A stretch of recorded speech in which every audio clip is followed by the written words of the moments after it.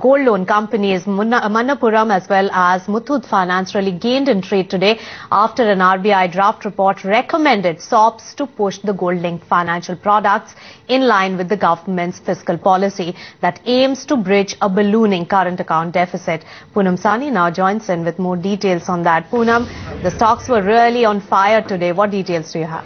Absolutely. If you remember that the KUB Rao committee report was much awaited and there was a huge regulatory overhang on the basis of this report, especially on the gold loan finance and BFCs. But overall, in terms of the draft norms, definitely the report, the norms are largely positive than negative, and hence we saw a huge uptick in the prices. Also, analysts say similar stuff, and the target prices for Manappuram Finance is at 48 by Edelweiss as well.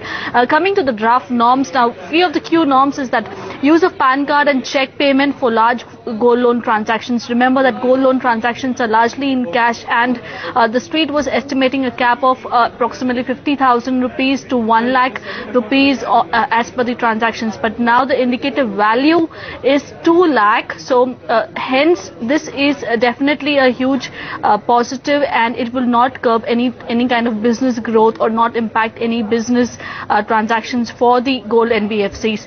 Again, next is the instead of a 60% current LTV, the recommendation is for LTV of 75% calculated purely on the value of the metal. This is the impact of this would be neutral, as the loans disbursed by the gold NBFCs will not be impacted much, and hence no impact on the growth. Just two small negative could be that recommends putting cap on interest rate, as well as recommends reviewing the raising resources by NCDs. Now we would have to wait and watch what can RBI do about it. Will there be any further regulatory risk on this? But overall, as of now, the draft norms are definitely positive.